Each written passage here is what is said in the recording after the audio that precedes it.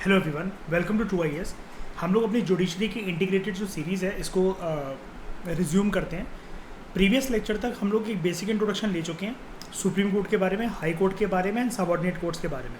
Subordinate court के बारे में हमने ये भी पढ़ लिया था एडिशनली एक चीज़ कि कॉन्स्टिट्यूशनल प्रोविजंस क्या हैं when it comes to subordinate court. ठीक है, मुझे बताओ इनमें से कौन से जो कोर्ट्स हैं वो कौन कौन से पार्ट्स में गिवन है। सुप्रीम कोर्ट कौन सा पार्ट? पार्ट 5। हाई कोर्ट कौन सा कोर्ट कौन सा पार्ट? Subordinate courts. ठीक है, सुप्रीम कोर्ट के अंदर उसकी कॉम्पोजिशन क्या है एंड हाउ जजेस आर अपॉइंटेड। अच्छा टॉपिक है, इजी है एंड आपको बहुत कुछ जानने को मिलेगा अगर आप पहली बार जान रहे हो सुप्रीम कोर्ट के स्ट्रक्चर के बारे में। प्रेजेंटली सुप्रीम कोर्ट में 34 जजेस हैं। ये जिस साल आप एग्ज़ाम देने बैठो ना, ये देख लेना, वो इसलिए कह रहा हूँ ये चेंज होता रहता है और अब तो रिसेंट ईयर्स में बहुत ज़्यादा तेज़ी से बढ़ने लगे हैं सुप्रीम कोर्ट के जजेस। अब तेज़ी से बढ़ने लगे कहने का मतलब है कि सुप्रीम कोर्ट की कॉम्पोजिशन में एक दो जजेस भी अगर बढ़े ना एक दो साल के अंदर, तो वो भी बहुत तेज़ी माना जाता है। अक्सर कंप्लेंट क्या रहती है जुडिशरी की और सुप्रीम कोर्ट की, स्पेसिफिकली सुप्रीम कोर्ट की? जुडिशल वैकेंसी ऑफ जजेस है ना। तो यहाँ पर क्या होता है, जो ये 34 जजेस हैं, एक होते हैं chief justice of India and बाकी 33 होते हैं अदर जजेस। 2019 में सेंटर ने नोटिफाई करा था that they are going to increase, यानी कि union government they are going to increase the number of supreme court जजेस from 31 to 34 including chief justice of India. यानी कि ये जो 34 है इसके अंदर CJI है इंक्लूडेड। ठीक है, ओके। अब यहां पर क्या है, सुप्रीम कोर्ट ने एक चीज को इनेक्ट करा था, सुप्रीम कोर्ट ने एक चीज को मतलब जस्टिफाई करा था, उसने अनकॉन्स्टिट्यूशनल डिक्लेयर नहीं करा। सुप्रीम कोर्ट नंबर ऑफ जजेस अमेंडमेंट एक्ट 2019 क्यों करेंगे भाई अनकॉन्स्टिट्यूशनल डिक्लेयर? उनके फेवर में सुप्रीम कोर्ट या हाई कोर्ट चाहते हैं कि जजेस की संख्या बढ़े कि ना बढ़े? बताओ।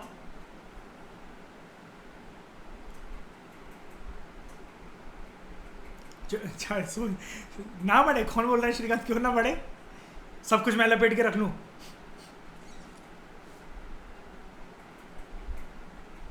पागल हो गए हो? पता है तुम्हें जुडिशियल केसेस कितने बैकलॉग में चल रहे हैं? कितने केसेस बैकलॉग में चल रहे हैं श्रेया?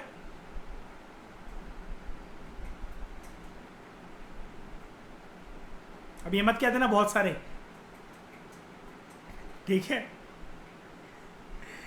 लगभग 3 करोड़ केसेस। ठीक है, अब बताओ मुझे बढ़ानी चाहिए श्रीकांत संख्या के नहीं? है ना? हाँ, ओरिजिनली जो स्ट्रेंथ है सुप्रीम कोर्ट की, इसको फिक्स कर गया था शुरू में। It was fix eight 8, 1 chief justice and 7 other जजेस। हरनीत, हमारे देश में ऐसा कौन सा हाई कोर्ट है वहां पर बताओ? 2 हैं ऐसे हाई कोर्ट, जल्दी उनके नाम बताओ कि जहां पर 2 चीफ जस्टिस होते हैं एक की जगह, क्योंकि वहां पर उस स्टेट के पास जुडिशियल बैकलॉग बहुत है, उन 2 राज्यों के पास।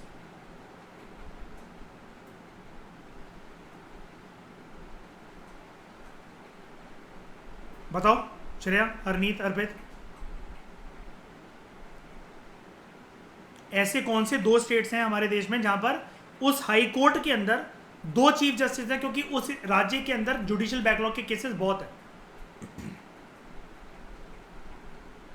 और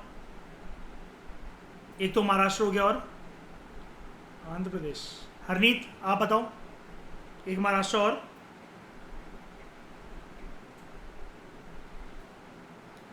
any guesses, wild guesses? Madhya Pradesh. Shreya, any guess?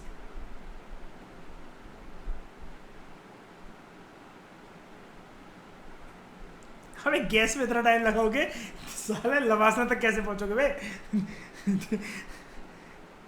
क्या कह रहे हो, पंजाब? हाँ, तुम्हें तो कोई भी बात है, बस पंजाब। आप अपने सालों थप्पड़ मारो, मैं कह रहा हूँ अपने अपने थप्पड़ मारो सालो। ऐसा कभी हो सकता है कि 2 चीफ जस्टिस हो जाए एक कोर्ट के अंदर? आंसर देने में लगे हुए साले।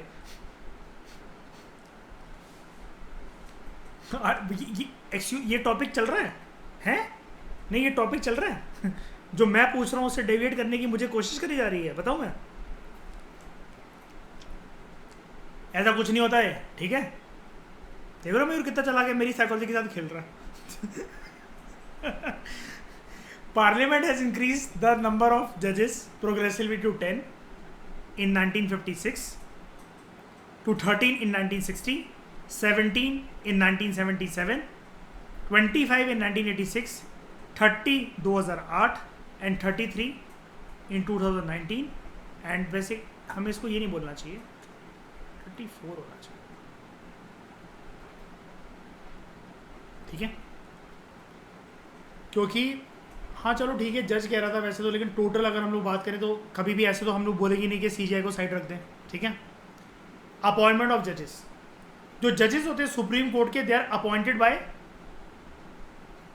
प्रेसिडेंट।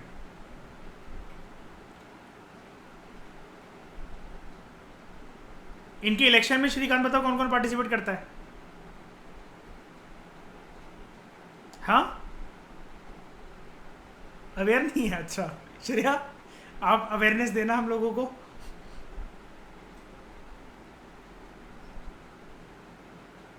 पागल हो गए हो क्या श्रेया? क्या हो गया तुम्हें यार? ये इनके इलेक्शन कहाँ से हो जाएंगे यार? इनकी इलेक्शन कैसे हो जाएंगे? मैं ये पूछ रहा हूँ कि इनके इलेक्शन में कौन कौन पार्टिसिपेट करता है?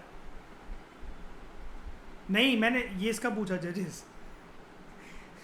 हाँ, धड़कने बढ़ा रही थी मेरी, पता है? नहीं, आज पीडीएफ ही फाड़ देता मैं, पता है? उसके बाद जजेस, जो अपॉइंटमेंट होती है जजेस की, वो क्या होती है? तो जजेस होते हैं सुप्रीम कोर्ट के, they are appointed by president. कोई बात नहीं, ऐसी गलतियां यहाँ कर लो श्रीकांत, सही है, हमें बहुत कुछ यहाँ पर जानने को मिल जाता है। रियल एग्जाम के अंदर ये गलतियां नहीं होनी चाहिए, राइट श्रीकांत? है ना? तो they are appointed by president. Chief justice जो होते हैं, ही और she is appointed by the president. अब प्रेसिडेंट अगर जो है ये अपॉइंट कर रहे हैं, यहां तक तो बात हमें समझ में आ गई, लेकिन जब भी इसके आगे ये वाली लाइन आ जाए आफ्टर कंसल्टेशन, तो क्या हम इसको प्रेसिडेंट की डिस्क्रिशनरी पावर कह सकते हैं क्या, कि अपनी मनमर्जी से उठाकर किसी को भी ले आएंगे? हैं? बिल्कुल नहीं। इनको पहले कंसल्टेशन करनी पड़ती है विद सच जजेस of the supreme court and high courts, जो प्रेसिडेंट को लगता है कि हाँ यार ये मुझे एक बेटर सुझाव दे सकते हैं।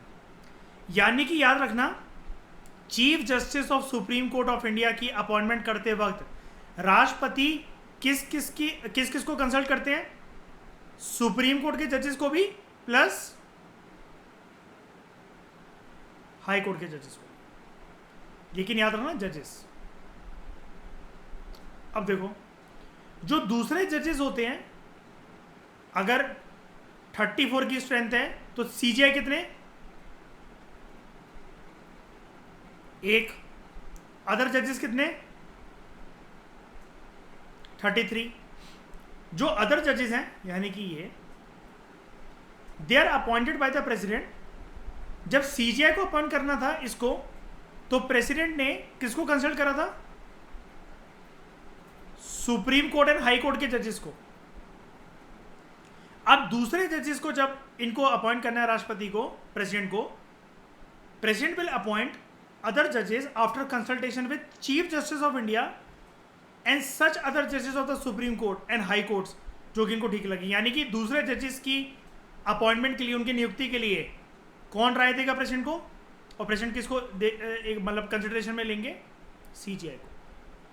लेकिन सीजीआई को अपॉइंट करना है तो श्रेया सीजीआई को पूछेंगे, मैं कर दूं आपको अपॉइंट? सीजीआई को अपॉइंट करना तो सीजीआई को है ही नहीं, पहली बात है, ठीक है? पर्सन मना करेगा वैसे क्या? बिल्कुल नहीं। तो consultation with the chief justice is, देख लो, इट इज ऑब्लिगेटरी। बहुत इंपॉर्टेंट कीवर्ड है ये। जब अदर जजेस को अपॉइंट कर रहे हैं तो चीफ जस्टिस की कंसल्टेशन ऑब्लिगेटरी है in case of appointment of a जज other than the chief justice. Obviously बात है, other than the chief justice तो, बट ऑब्वियसली बात मैं यूं नहीं लिख रखी है, जब चीफ जस्टिस है ही नहीं तो उसको कैसे कंसल्ट कर सकते हैं? लेकिन जब श्रीकांत 33 अदर जजेस की जब अपॉइंटमेंट हो रही है ना, तो प्रेसिडेंट के लिए it is must that he और she needs to have consultation with CJI. अब बाकियों से पूछ लो, इससे ना पूछो, श्रेया बुरा नहीं लगेगा इसको? तो बुरा ना फील हो ना, इसलिए इसको ऑब्लिगेटरी बना दिया। क्या कह रहे हो मयूर? आवाज नहीं आ रही, क्या कह रहे हो?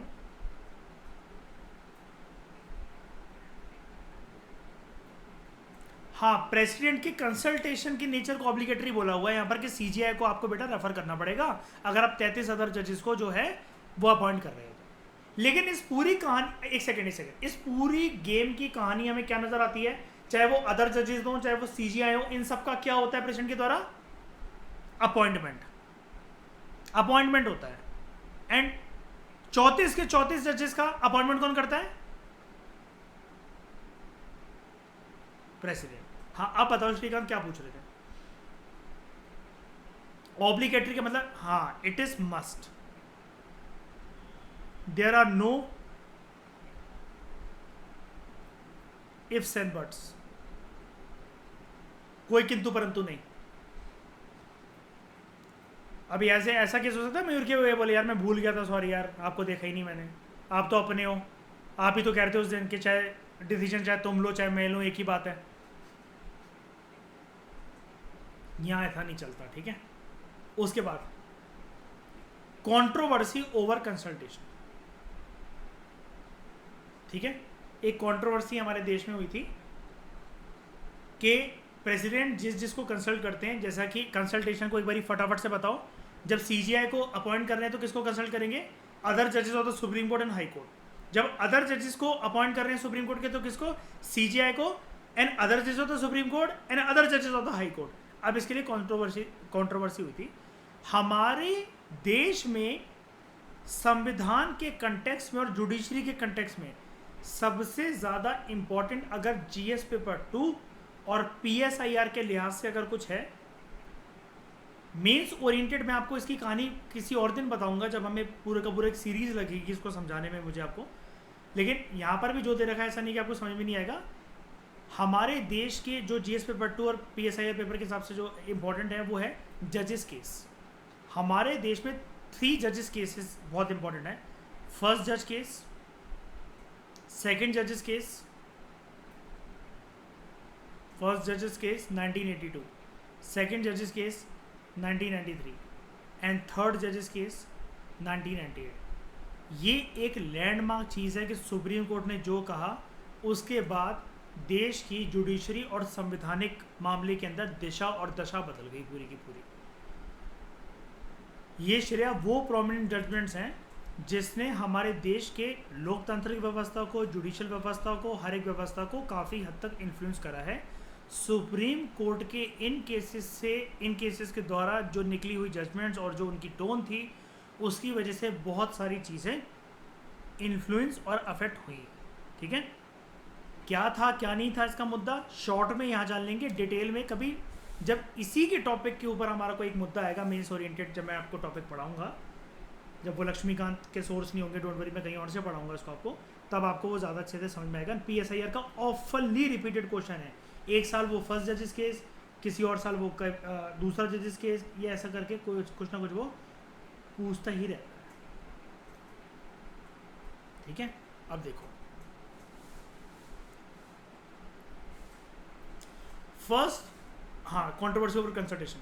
सुप्रीम कोर्ट ने अपनी वेरियस इंटरप्रिटेशन दी हैं ऑफ द वर्ड कंसल्टेशन। और ये कंसल्टेशन किसके लिए? किसके लिए?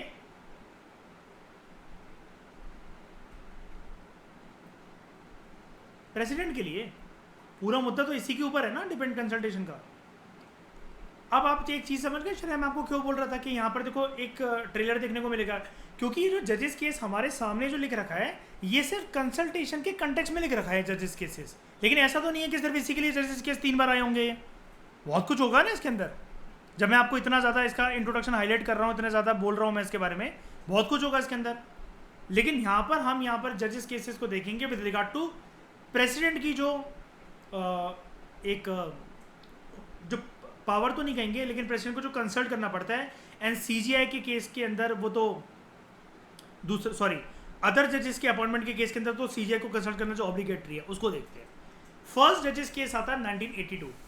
कोर्ट ने, सुप्रीम कोर्ट ने बोला that consultation does not mean concurrence and it only implies exchange of views. यानी कि पहले जजेस केस के अंदर सुप्रीम कोर्ट ने बोला था ऐसा नहीं है कि कंसल्टेशन का मतलब ये है कि आपको जो उन्होंने सजेशन दिया वो आपको मान ही लेना है, 100% आंखें बंद करके आपको वो मान ही लेना है। कंकरेंस का मतलब होता है हाँ जी हाँ जी हाँ जी करना। सुप्रीम कोर्ट ने बोला ये सिर्फ कोर्ट ने, जजेस ने अपने व्यू दिए, आप अपना दिमाग लगा के जो भी करना कर लो। यार कंसल्टेशन मतलब तो यही होता है ना, if I am confuse in something और मयूर मैं आपसे कुछ डिस्कस कर रहा हूं, मैं तो आपका बस व्यू पॉइंट जानना चाह रहा हूं ना, करूंगा तो मैं अपनी मर्जी की, अपने मन की, वही वाली बात है। अब क्या होता है, 11 साल के बाद आता है सेकंड जजेस केस 1982 से 93। कोर्ट ने अपनी पुरानी रूलिंग को रिवर्स कर दिया। इसकी गंभीरता देख रहे हो श्रेया? सुप्रीम कोर्ट जब अपनी किसी अर्लियर रूलिंग को रिवर्स करते तो ये काफी इंपॉर्टेंट टॉपिक है कि नहीं है? अच्छा, ऐसी जो रिवर्स गियर में सुप्रीम कोर्ट ने जजमेंट को डाला था, याद है? एक कंट्रोवर्सी मची थी, preamble is part of the constitution, it is not part of the constitution, finally it is part of the constitution. याद है वो इंदिरा सोनी केस और वो सब सारे के सारे जो मैंने इनिशियल लेक्चर में करवाए थे, वो सब, वो भी इंपॉर्टेंट है, ठीक है? अच्छा, तो कोर्ट ने ये बोला, और ये टॉपिक जो मैं आपको पढ़ा रहा हूँ ये मेंस ओरिएंटेड टॉपिक है 90%, लेकिन अब क्योंकि फ़र्क ज़्यादा नहीं रह गया तो फिल्म्स में भी 10% इसका बन सकता है। सिंपल वो ये पूछ सकते हैं श्रेया के कौन से जजेस केस के अंदर सुप्रीम कोर्ट ने ये बोला था कि कंसल्टेशन मस्ट है, ऑब्लिगेटरी है, ज़रूरी नहीं है, it is just exchange of views, कुछ भी आ सकता है। हमें बस प्रिपेयर रहना कि भाई तुम क्वेश्चन कैसे भी पूछ लो, हमारे कंसेप्ट क्लियर है, ठीक है? चाहे तुम इंटरव्यू ले लो, चाहे तुम टिक मार्क करवा लो, चाहे तुम लिखवा लो, ठीक है? कोर्ट ने रिवर्स कर दी अपनी earlier ruling and change the meaning of the word consultation to concurrence. आगे वही वाली बात, और पहले क्या बोल रहा था कि नहीं, हामियां नहीं भरनी है, आप अपना दिमाग चलाओ। अब क्या बोलता है भाई, कंसल्टेशन उन्होंने ऐसे ही नहीं दी है, वो फालतू नहीं है, जो उन्होंने आपको जिसको कंसल्ट करा है उसी को संज्ञान में लो, उसी को देखो, ठीक है? हेंस कोर्ट रूल दैट जो एडवाइस जो चीफ जस्टिस ऑफ इंडिया ने दी है राष्ट्रपति को, वो राष्ट्रपति के ऊपर बाइंडिंग है इन मैटर्स ऑफ अपॉइंटमेंट ऑफ जजेस ऑफ द सुप्रीम कोर्ट। यानी कि जो अभी हम ये ऊपर ये जो पावर पढ़ रहे थे प्रेसिडेंट की, ऑब्लिगेटरी पावर, अगर मुझे अब इसका आंसर देना तो कौन से जजेस केस से आया था ये ऑब्लिगेटरी नेचर प्रेसिडेंट के ऊपर?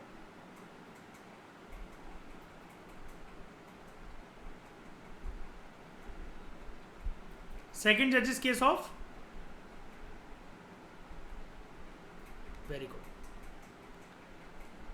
सब कुछ आराम से समझ में आ रहा है? मैं फास्ट तो नहीं बोल रहा, सर के ऊपर से चीजें तो नहीं जा रही? Are you connecting the dots? ठीक है, बट चीफ जस्टिस, ये देखो, ये जो जहां पर बट आता है ना लक्ष्मीकांत में, ये इंपॉर्टेंट हो जाता है। ये आराम से चलो, आराम से समझो, हैव पेशेंस। ये तो बोल दिया कि बाइंडिंग है, लेकिन बाइंडिंग के बाद बोल रहे हैं एक किंतु परंतु है। क्या? Chief justice of India president को एडवाइस जो दे रहे हैं, the chief justice would tender his advice और her advice on the matter जब वो अपने 2 सीनियर मोस्ट कलीग को कंसल्ट कर लें एक बारी। यानी कि देखो, मैं एक हिरार्की बना रहा हूं,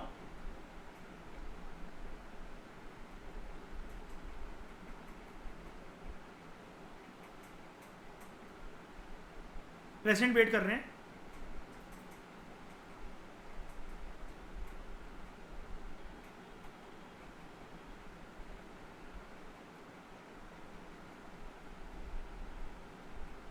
साला करना क्या है?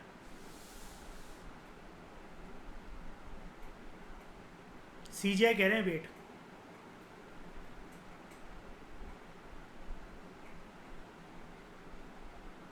लेट मी कंसल्ट टू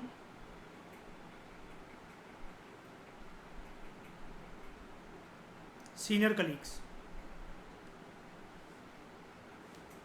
अब ये टू सीनियर कलीग्स कौन है?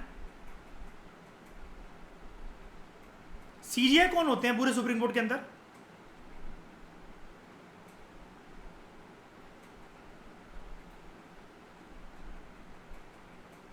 Senior most,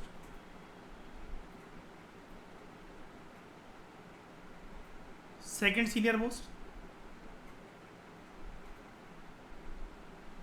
third senior most. अब ये जो सीनियर मोस्ट है किस टर्म्स में बोला जा रहा है? एज। यही समझाना चाह रहा था, निकल गया ना देखो गलत आंसर आपसे।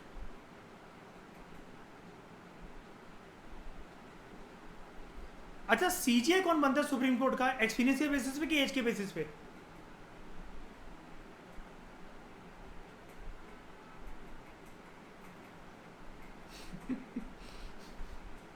एज।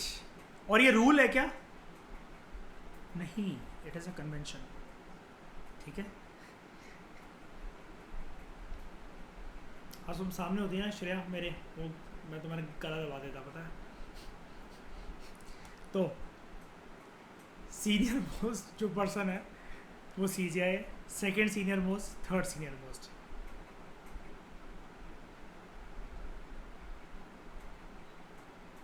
थ्री फ्रेंड्स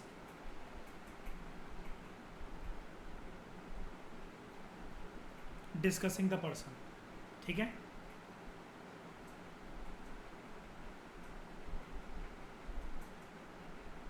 एडवाइस देंगे किसको? प्रेसिडेंट को। एंड ये वाली जो एडवाइस होगी इनके ऊपर, ये कैसी होगी? बाइंडिंग। ये समझ में आया? अब प्रेसिडेंट भी क्लियर है क्या कि साला करना क्या है? तो श्रेयस को लिख लेना साला करना क्या है। मैं ऐसे याद करता हूँ क्योंकि इससे मतलब देख लेना अपने हिसाब से, मतलब लेकिन मेरे को ठीक लगता है क्योंकि जजेस केस अभी तो ये आपको लाइट लग रहा है, जब हम मेंस ओरिएंटेड पढ़ेंगे तो ये जजेस केस ना बहुत तिगड़ा मचा देते हैं दिमाग के अंदर।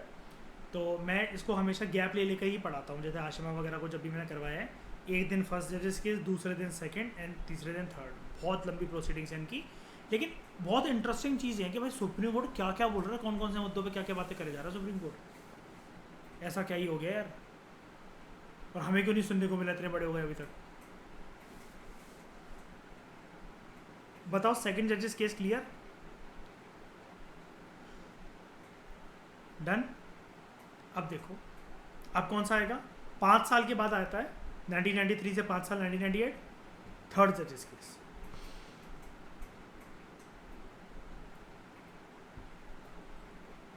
अच्छा, इनको जजेस केस क्यों बोला जा रहा है?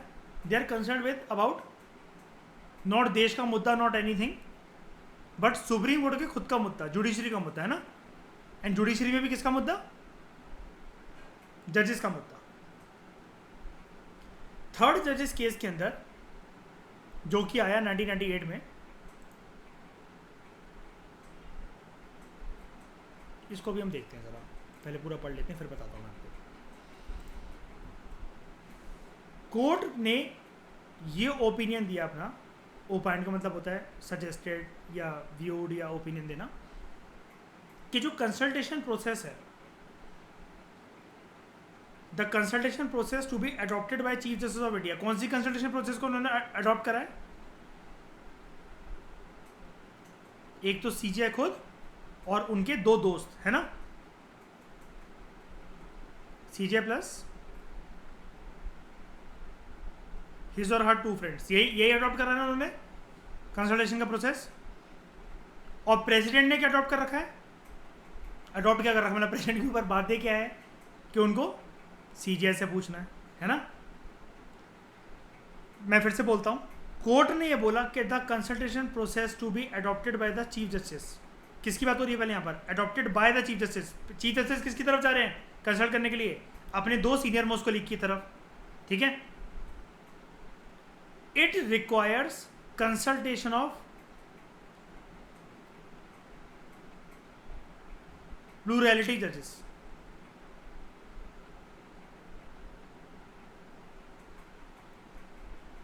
यानी कि पहले कितने दोस्तों को बोला था सेकंड जजेस केस के अंदर, और ये प्लूरैलिटी का मतलब क्या है?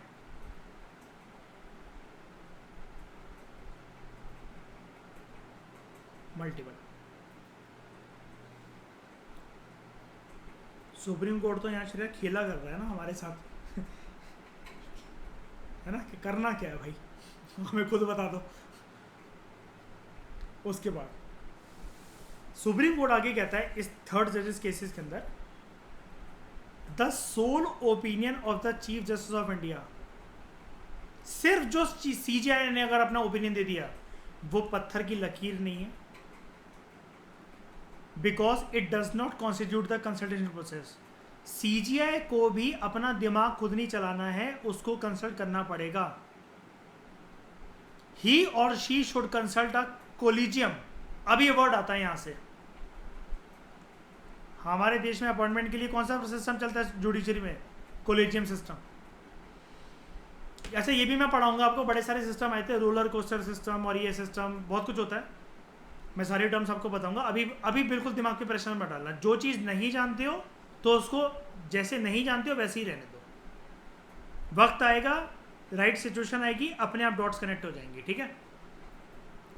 ही और she should consult a collegium. अब यहां पर प्लूरलिटी को डिफाइन करा गया। मल्टीपल, कितने मल्टीपल भाई? पहले थे 2,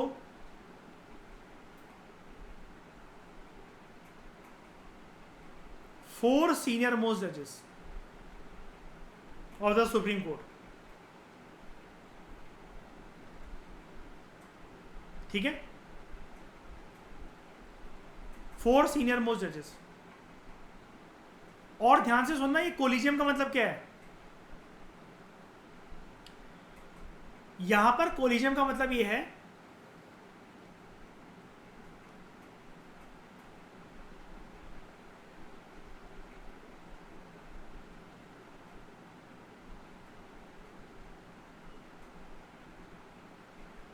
सबकी सहमति।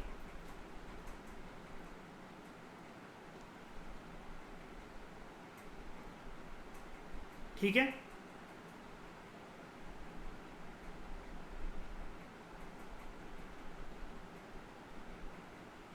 No negativity. टोटल अभी कितने लोग हैं कंसल्टेशन के प्रोसेस में? एक सीजीआई प्लस 4 इसके सीनियर मोस्ट कलीग्स जजेस, 5 हो गए ना। ओपिनियन बनाते वक्त ना मनुष्यत कोई ना फैलाए। जैसे कभी भी कोई अच्छा काम होता है ना, एक जन पक्का सुअर की शक्ल लेकर बैठ जाता है हर एक जगह पर मनुष्यत फैलाने। तो ही और she should consult a collegium of 4 senior most जजेस of the supreme court and even if, ध्यान से सुनना, मैं मनुष्यत वाली बात क्यों कह रहा हूं श्रीकांत, कि there should be no negativity. If 2 जजेस गिव एन एडवर्स ओपिनियन, यानी कि 3 कह रहे हैं इस पर्सन को बनाओ, 2 बना रहे हैं, 2 कह रहे हैं इस पर्सन को बनाओ, हो गई कंफ्यूजन, हो गई। इन 2 के मुंह सड़े रहेंगे। आपके दिमाग में क्या होगा? मेजॉरिटी किसके पास है?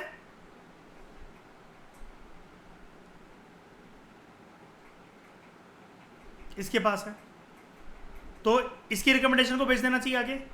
नहीं। अच्छा, जब भी ना सबकी सहमति होती है, इस टर्म को इंग्लिश में क्या कहते हैं? हम लोग यहाँ पर मेजॉरिटी वर्ड यूज नहीं करते। मेजॉरिटी तो ये केस है श्रेय, है ना, मेजॉरिटी तो इसकी है 3 की, है ना। कोलिजियम के अंदर प्लीज याद रखना, देर इज नो मेजॉरिटी का case, there is only majority का जो बाप होता है, इंग्लिश की टर्म सुनाइए, कंसेंसस। क्या मैं इसको यूएन के वो 5 परमानेंट मेंबर्स के केस में यूज कर सकता हूँ श्रेया? क्योंकि अगर एक भी अगर असहमत है तो वो तो वीटो लॉन्च कर देगा। वहां पर भी डिसीजन कंसेंसस से आने चाहिए जनरली। अगर चलो कंसेंसस से नहीं भी आते हैं, एक बंदा शांति रह ले, वो सॉरी जो कंट्री वो शांति रह ले, वीटो लॉन्च ना करे एटलीस्ट, है ना।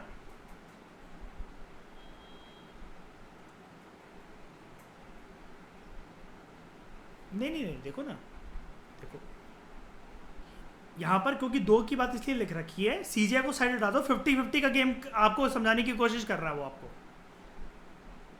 ठीक है। अब बंदा ये सोचेगा इसको पढ़ते हुए, 2 कह रहे हैं हाँ, 2 कह रहे हैं ना, सीजीआई ने जिसकी साइड ली उस पर्सन की रिकमेंडेशन हम भेज देंगे, आगे कर देंगे ओपिनियन। लेकिन कोलिजियम सिस्टम ये बोलता है, और कोलिजियम सिस्टम आया कैसे, और ये 4 जजेस की तिकड़म, और ये बोलना कि सब में कंसेंसस होना चाहिए थर्ड जजेस केसेस के अंदर, ठीक है। सुप्रीम कोर्ट ने ये बोला श्रेया, इवन इफ 2 जजेस गिव एन एडवर्स ओपिनियन, यानी कि 2 अलग दे रहे हैं, वो अलग दे रहे हैं, CJI should not send the recommendation to the government. और कोलिजियम जो है ना, आपके मन में आया होगा ये जो गवर्नमेंट को क्यों देंगे रिकमेंडेशन, यार अपॉइंटमेंट प्रेसिडेंट करते हैं, लेकिन पीछे से हर एक चीज़, मैंने क्या बताया था, सांस और सूसू लेने के अलावा प्रेसिडेंट के पास कुछ भी नहीं होता, हर एक काम किससे पूछ के करना पड़ता है, प्रधानमंत्री और उनके मंत्रिमंडल से। तो सबसे पहले नाम यहीं जाते हैं इनके पास, सरकार के पास। जब भी कोर्ट में ये जुडिशल या जजेस की वैकेंसी होती है, कोर्ट हमेशा क्या कहता है, सरकार को तो हमने बहुत सुझाव दिए, सरकार चुनती ही नहीं किसी पर्सन को।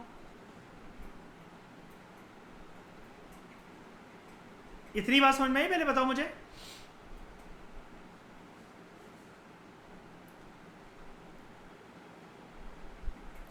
आप अभी वो देखो, अपने मन से केसेस मत बनाओ, पहले जो मैं पढ़ा रहा पहले वो बताओ, ये चीज समझ में आई। इतना आ गया, पहले 50%, पहले 50-50% के बीच में ड्रॉ करवा दो ना पहले, अभी आते हैं। तुम क्यों भाग रहे हो, तुम्हें क्या लेना देना, तुम्हें थोड़ी ना बना रहे हैं। पहले बताओ ये चीज क्लियर है। तुम सोच रहे पटियाला कोर्ट में बिठा दिया तुम्हें आराम से। The court held that recommendation made by the chief justice of India without complying with the norms and requirements of the consultation process, they are not binding on the government.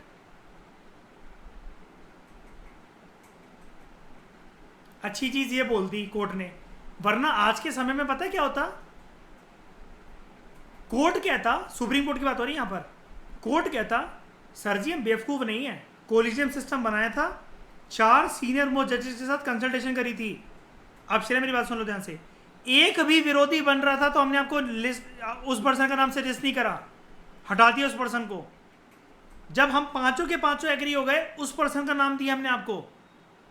अब तो आपको इसको सुप्रीम कोर्ट या high court का जज बनाना ही पड़ेगा, लेकिन court ने खुद बोल दिया this is not binding on the government. अब क्या होता है, हल्की सी इज्जत दे दो ना किसी को तो वो सर पे चढ़ जाता है,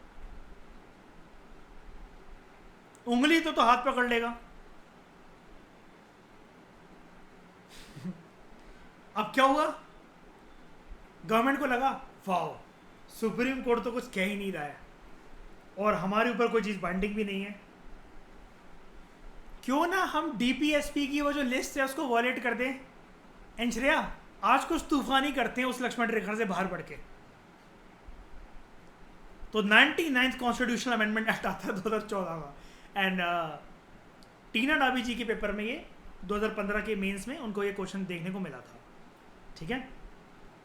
99th कॉन्स्टिट्यूशनल अमेंडमेंट एक्ट जो 2014 का जो आता है, इसके तहत एक कमीशन का गठन करा सरकार ने, national judicial appointment commission, NJAC कहते हैं इसको, बताया था ना मैंने आपको। तो सरकार लेकर आई एक एनजेएसी एक्ट। इस एक्ट ने कोशिश करी, देखो श्रेय पर हिम्मत देखो सरकार की, कोलिजियम सिस्टम को रिप्लेस कर मारा कि तुम मत चलो, हाँ तुम क्यों कंसल्टेशन कर रहे हो, हम करेंगे, जिसमें लोकसभा का स्पीकर होगा, ऑपोजिशन लीडर होगा, प्रधानमंत्री जी होंगे, and don't worry law minister भी होगा।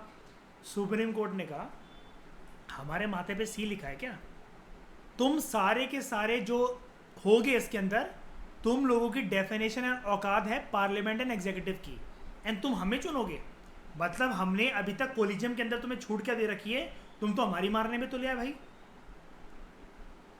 It replace the collegium system of appointing जजेस to the supreme court and high court, और एक नई बॉडी का गठन कर दिया। सर जी आप टेंशन मत लो, आपको बहुत दिक्कत आती है ना, जुडिशियल बैकलॉग वैसे भी चल रहा है, हम आपके लिए एनजीएससी बना रहे हैं, हम आपको ये क्या कहते हैं, ये बॉडी जो है ये लिस्ट देगी, और वैसे भी आप हमें लिस्ट देते हो, बॉन्डिंग तो होती नहीं है, हम खुद बॉडी बना ले रहे हैं, पर्सन के नाम हम डिसाइड कर लेंगे, जिसको बनाना को बना देंगे।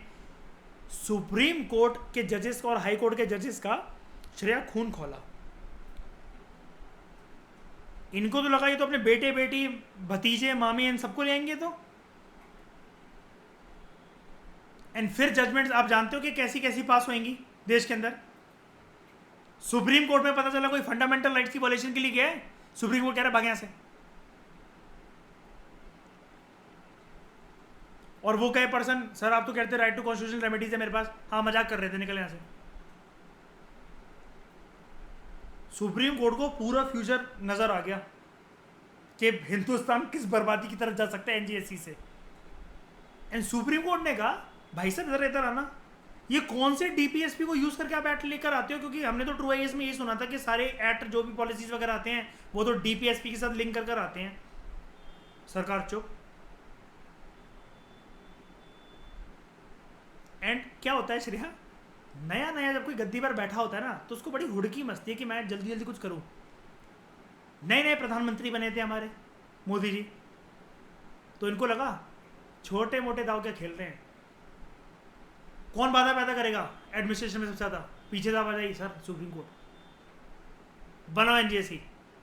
लेकिन सुप्रीम कोर्ट को समझ नहीं पाए अभी 2015 के अंदर। हाँ ये चीज़ ना क्या हुआ था, नवंबर दिसंबर में आई थी जहाँ तक मुझे याद है, फिर जनवरी का महीना आता है, जनवरी फरवरी इसलिए लिखा हुआ है 2015, ठीक है, वो तो 2014 में आया था, एंड में था, लेकिन बिल्कुल नवंबर या दिसंबर, अक्टूबर भी नहीं, नवंबर या दिसंबर पक्का, ठीक है। 2015 के अंदर सुप्रीम कोर्ट ने डिक्लेयर करा, इधर आओ दो बताशे ले जाओ हमसे, both 99th constitution amendment act as well as NJAC, ये लो, एक को कर दो अनकॉन्स्टिट्यूशन, दूसरा नल वॉइड, एंड दोबारा कोलिजन सिस्टम वो ऑपरेटिव हो गया।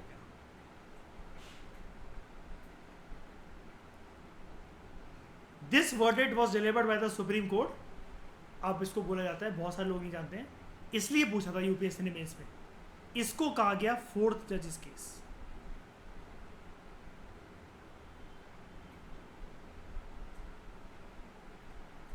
एंड रिसेंटली फिफ्थ जजेस केस क्या था, सबसे बड़ी जजमेंट एक और, जल्दी बताओ।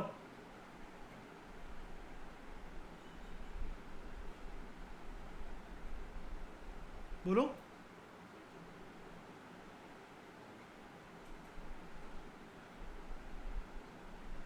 नहीं पता, ऐसा कुछ नहीं था, अभी 4 ही आए हैं, ठीक है। द क्या क्या क्या कह रहे हो? द कोर्ट अपॉइंट, हाँ सही बात है, यही चाटा मार दिया, सरकार क्या हिम्मती क्या होगी। द कोर्ट अपॉइंट, कोर्ट ने ये रूलिंग दी that the new system NJAC it would affect the independence of judiciary. And ये जुडिशरी के पाले में क्या है, उसकी पावर को ब्रीच करने वाली बात है। अच्छे लगे चारों जजेस केस, समझ में आए सबको? अब फाइनली हम लोग इसका कंक्लूजन क्या दें, इसकी क्या बोलना है हमें, मतलब अभी चल क्या रहा है अभी, फिर प्रेजेंटली फर्स्ट जजेस केस की बात को माने, सेकंड थर्ड के फोर्थ किसको मानना चाहिए भाई? लेटेस्ट तो कोलिजियम सिस्टम है अभी। सीजीआई कितने लोगों से कंसल्ट करते हैं? 4। वो 4 कौन होते हैं? कोई भी रोड पे पकड़ लिया किसी को, सीनियर मोस्ट जजेस, ठीक है। एंड वो किसको ओपिनियन देते हैं फिर? ये पांचों मिलके गवर्नमेंट को, अल्टीमेटली प्रेसिडेंट को, ठीक है। लेकिन वो प्रेसिडेंट के ऊपर बाइंडिंग है, सॉरी गवर्नमेंट के ऊपर बाइंडिंग है नहीं, तो बाइंडिंग नेचर हट गया है ना। उसके बाद एनजीएससी है भी हमारे देश में, 99th अमेंडमेंट एक्ट है नहीं है, सुप्रीम कोर्ट है क्या? वो तो है, ठीक है, दिमाग एक्टिव रहता है, पता है। हाँ एक चीज़ और बता रहा था मैं आपको, एक चीज़ रह गई थी। हाँ वो नंबर 2 कुछ लिखा हुआ था ना, हाँ ये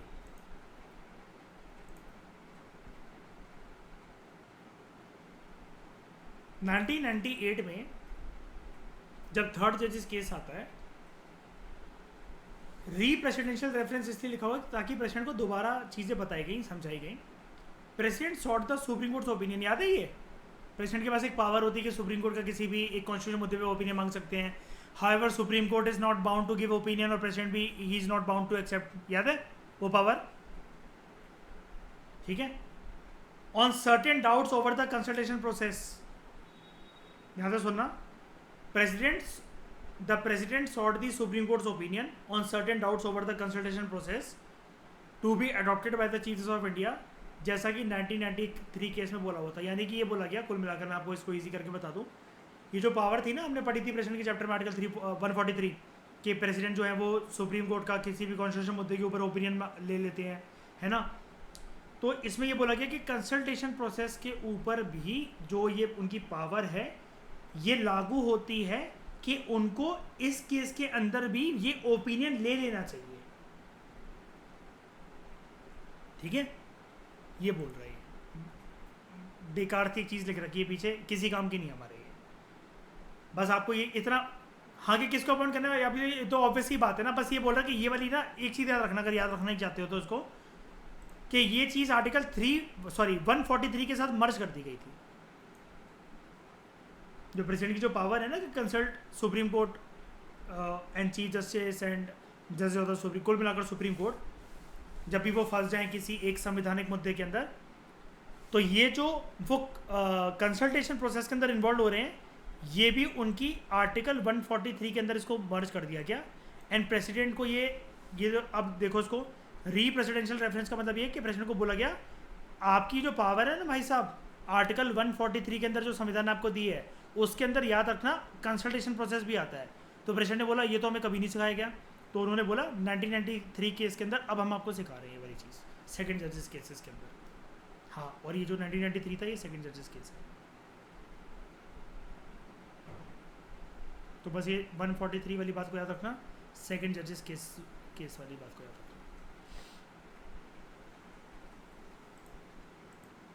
समझ में आया? अच्छे से बताओ। इस डिस्कशन में दोस्तों फिलहाल इतना ही। Thank you very much for discussion.